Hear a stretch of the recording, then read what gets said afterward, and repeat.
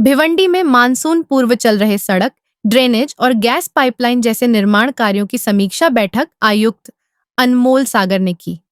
MMRDA, PWD, Reliance, महानगर gas और Torrent जैसी एजेंसियों को निर्देश दिए गए कि सभी कार्य 15 मई से पहले पूरे करें। आयुक्त ने ठेकेदारों और अधिकारियों को आपसी समन्वय के साथ काम करने, सुरक्षा बोर्ड लगाने और किसी अड़चन पर संयुक्त निरीक्षण करने के आदेश दिए। बैठक में मनपा के वरिष्ठ अधिकारी और संबंधित एजेंसियों के प्रतिनिधि मौजूद रहे। 22 अप्रैल को अर्थ डे के अवसर पर भिवंडी मनपा मुख्यालय में पर्यावरण शपथ कार्यक्रम आयोजित हुआ। शासन के आदेश अनुसार यह दिन पृथ्वी बचाने के संकल्प के साथ मनाया गया। आयुक्त अनमोल सागर के मार्गदर्शन में अतिरिक्त आयुक्त देवीदास पवार ने हरित शपथ दिलाई और पर्यावरण के लिए सजग रहने का संदेश दिया। कार्यक्रम में उप आयुक्त बालकृष्ण क्षीरसागर, विभाग प्रमुख और कर्मचारी मौजूद रहे।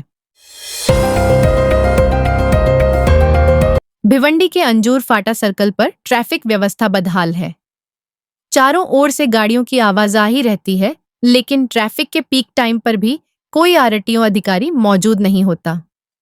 स्थानीय लोगों का सवाल है, क्या अधिकारियों को सिर्फ बैठने की तनख्वाह दी जाती है? जनता ने इस लापरवाही पर नाराजगी जताई है और प्रशासन से कड़क कार्रवाई की मांग की है। जम्मू कश्मीर के अनंतनाग जिले के पहलगाम में मंगलवार को हुए आतंकी हमले में कम से कम 26 लोगों की मौत हो गई, जिनमें ज्यादातर पर्यटक थे। हमला बैसारण के घास के मैदान में हुआ, जो केवल पैदल या टट्टू से पहुंचा जा सकता है। जिम्मेदारी द रेसिस्टेंस फ्रंट ने ली है, जो पाक आधारित लश्कर-ए-तैयबा से जुड़ा समूह है। प्रधानमंत्री मोदी ने सऊदी द्वारा छोटा कर दिल्ली लौटते ही उच्च स्तरीय बैठक की और कहा, दोषियों को छोड़ा नहीं जाएगा। अमेरिकी राष्ट्रपति ट्रंप, रूस के पुतिन और इटली की जॉर्जिया मेलोनी समेत कई विश्व नेताओं ने हमले की निंदा की और भारत के साथ एकजुटता जताई। भिवंडी तालुका के राईपाड़ा गांव में भीषण जल संकट गहरा गया है। महिलाएं रोज 2 से 3 किलोमीटर पैदल चलकर पानी लाने को मजबूर हैं। गर्भवती महिलाएं और छोटे बच्चे भी इस संघर्ष में शामिल हैं।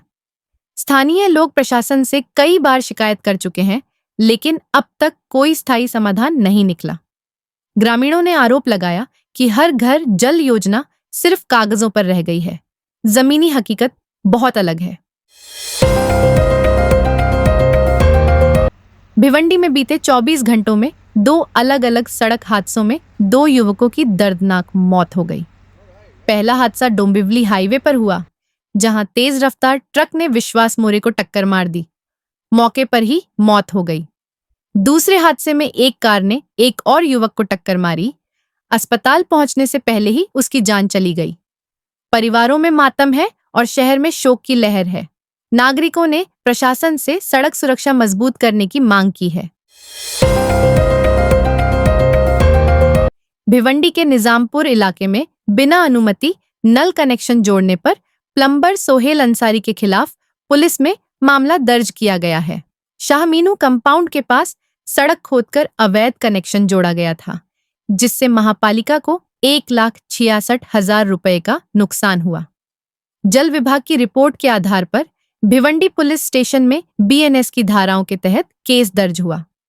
नगर प्रशासन ने चेतावनी दी है, अनधिकृत कनेक्शन पर अब सख्त कार्रवाई होगी। भिवंडी के शांतिनगर इलाके में 14 साल की नाबालिग लड़की सिफत अंसारी के अपहरण का मामला दर्ज किया गया है।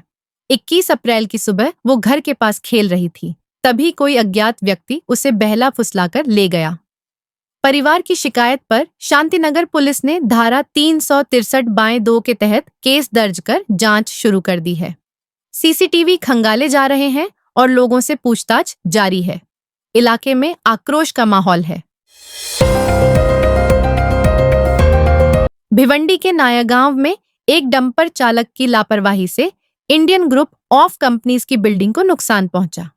चालक जावेद शिबली ने ट्रॉली नीचे किए बिना वाहन गेट से अंदर लाने की कोशिश की, जिससे ट्रॉली इमारत से टकरा गई। पुलिस ने आरोपी के खिलाफ धारा 279 और 427 के तहत केस दर्ज किया है। मामले की जांच जारी है। आरोपी अब भी फरार है। मुंबई में मुख्यमंत्री देवेंद्र फडणवीस की अध्यक्षता में धर्मादाय रुग्णालयों को लेकर अहम बैठक हुई। निर्धन मरीजों को मुफ्त इलाज न मिलने की शिकायतों के बाद अब विशेष तपासनी पथक बनाया जाएगा। हर रुग्णालय में 10% खाट निर्धन और 10% दुर्बल घटकों के लिए आरक्षित रहेंगे। ऑनलाइन सिस्टम में जानकारी न देने वाले अस्पतालों पर होगी सख्त कार्रवाई।